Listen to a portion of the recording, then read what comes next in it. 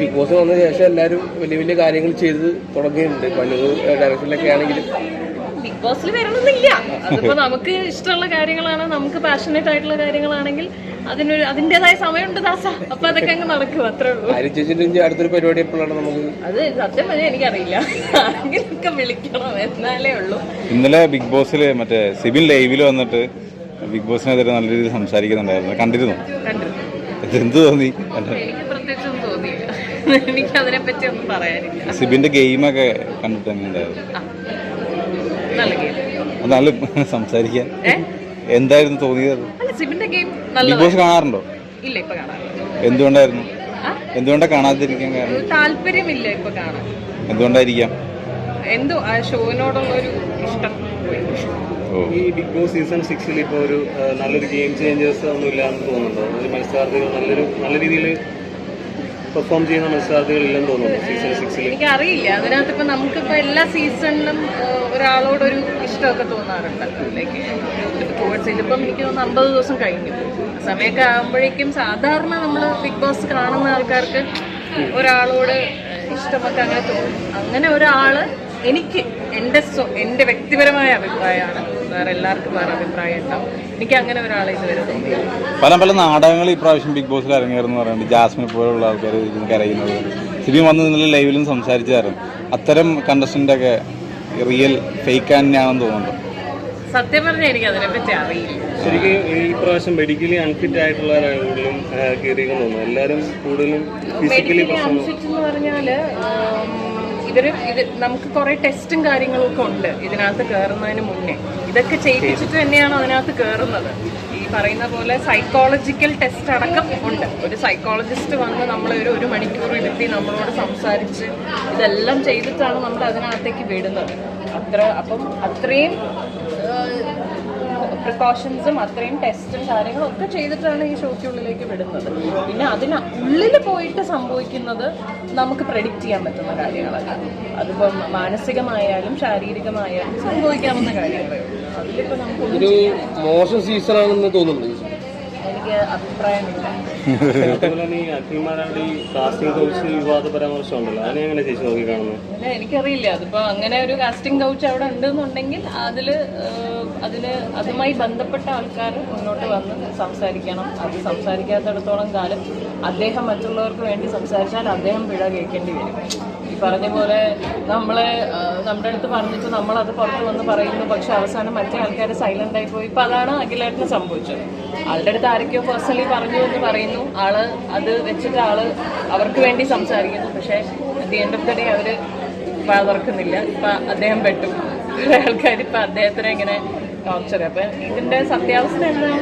സംഭവിച്ചിട്ടുള്ള ആൾക്കാർ പറയാത്തിടത്തോളം കാലം നമുക്കതൊന്നും പറയാൻ പറ്റില്ല എന്നുള്ളത്. അഖിലേട്ടൻ പറഞ്ഞത് ആ ഒരു പ്രസ്താവന ചേച്ചിയെ സമ്മതിക്കുന്നുണ്ടോ? അല്ലെങ്കിൽ അത് ശരിയാണെന്ന് തോന്നുന്നു? എനിക്കറിയില്ല അതിനെപ്പറ്റി. കാരണം എനിക്ക് അങ്ങനെ ഒരു അനുഭവം ഉണ്ടായിട്ടില്ല. അതുകൊണ്ട് എനിക്ക് അതിനെപ്പറ്റി പറയാനും പറ്റില്ല. ഇനി ആരാണ് കപ്പടിക്കാനുള്ള ചാൻസ്? എനിക്ക് ആര് കപ്പടിച്ചാലും ഇപ്പം ആരെങ്കിലും കൊണ്ടുപോകും. അല്ല, നല്ല മത്സരാർത്ഥികളുണ്ടോ? ഇപ്പൊ ശ്രീരേഖ, ശാരണ്യ ഒക്കെ ഔട്ടായി. ഇനി ആരെങ്കിലും ഉണ്ടോന്ന് ഇരിക്കണം. നല്ല മത്സരാർത്ഥികളൊക്കെ ഓൾറെഡി ആദ്യമേ പോയില്ലേ, എല്ലാവരും ഇറക്കി വിട്ടില്ല. ഇനി അതിനകത്ത് ആർക്ക് കപ്പ് കിട്ടിയാലും ഒരു കുഴപ്പമില്ല.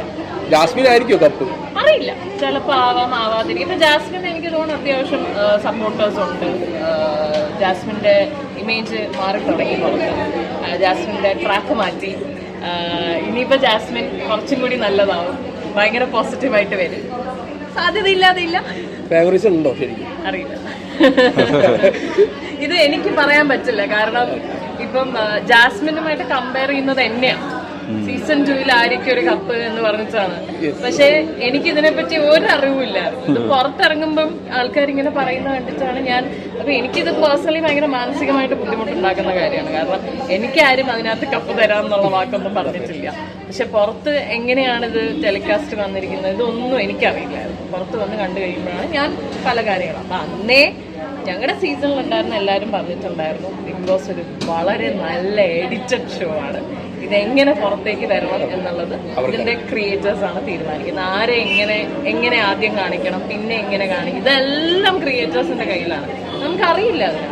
പിന്നെ പിന്നെ ഞങ്ങളുടെ സീസണിൽ ഈ പറഞ്ഞ 24 മണിക്കൂറും ഇല്ല, 1 മണിക്കൂറാണ് എല്ലാവരും. ഈ 1 മണിക്കൂറിൽ നിങ്ങൾ എന്തൊക്കെ കാണും?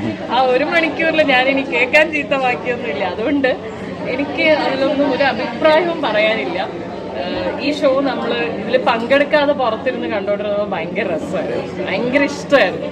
പങ്കെടുത്തു കഴിഞ്ഞപ്പോൾ എനിക്ക് ഇഷ്ടം, സത്യം പറഞ്ഞ എനിക്കറിയില്ല. ശരിക്കും ജനങ്ങൾക്ക് ഇഷ്ടമുള്ള ഒരാളിലേക്ക് ഷോ പോകത്തക്ക രീതിയിൽ എഡിറ്റ് ചെയ്ത് അത് അവരെ വിന്നറാക്കുന്ന രീതിയിലേക്ക് പോകാറുണ്ടോ?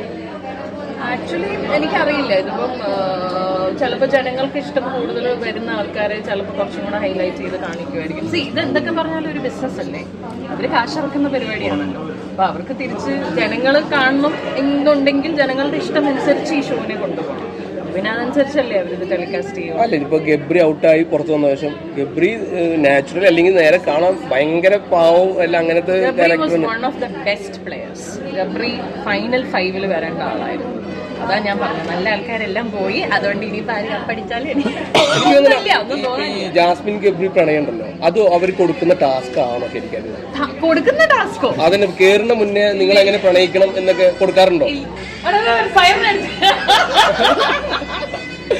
കൊടുക്കുന്ന ടാസ്കോ? അങ്ങനെ ടാസ്ക് ഒന്നും ഇല്ല. അല്ല, കേറുന്ന മുന്നേ ജാസ്മിൻ ഗബ്രി പ്രണയം ഉണ്ടാവണം എന്ന് അവര് നേരത്തെ അവർക്ക് ഇനി അങ്ങനെ ടാസ്ക് കൊടുത്തിട്ടുണ്ടോ എന്ന് എനിക്കറിയില്ല. എന്റെ അറിവിൽ അങ്ങനെയൊന്നും ഇല്ല. അങ്ങനെ പറഞ്ഞൊന്നും ഐ മീൻ ബ്രീഫിംഗ് ഉണ്ടാവാറുണ്ട്, പക്ഷേ എന്റെ സീസണിലൊന്നും അങ്ങനെ ബ്രീഫിംഗ് ഒന്നും അല്ല. ഇറങ്ങിയപ്പോ ഞങ്ങൾക്ക് ചെറിയൊരു സംശയം അങ്ങനെ തോന്നി. അങ്ങനെ ഗബ്രി പറഞ്ഞിട്ടില്ല, പക്ഷെ അവരുടെ സംസാരത്തിലേക്ക് ചെറിയൊരു സംശയം. എനിക്കെന്തോ അതൊരു നാച്ചുറൽ. ഫസ്റ്റ് ദിവസം തന്നെ പ്രണയം നാച്ചുറൽ. ഫസ്റ്റ് ദിവസം തന്നെ ഞാൻ പറയില്ല, പക്ഷെ ഇപ്പോഴത്തെ ഒരു സിറ്റുവേഷൻ ഒക്കെ കണ്ടു കഴിയുമ്പോൾ കുറെ നാൾ കണ്ടു കഴിഞ്ഞപ്പോൾ എനിക്ക് തോന്നി അവർക്ക് എന്തോ ജെനുവിൻലി രണ്ടുപേർക്കും അങ്ങോട്ടും ഇങ്ങോട്ടും ഇഷ്ടം തോന്നിപ്പോയോ എന്നൊക്കെ ഉള്ള ഒരു സംശയം ഇല്ലാതെ ഇല്ല. പ്രത്യേകിച്ച് ജാസ്മിന്റെ. ഗബ്രിയുടെ കേസ് എനിക്കറിയില്ല. ശരി.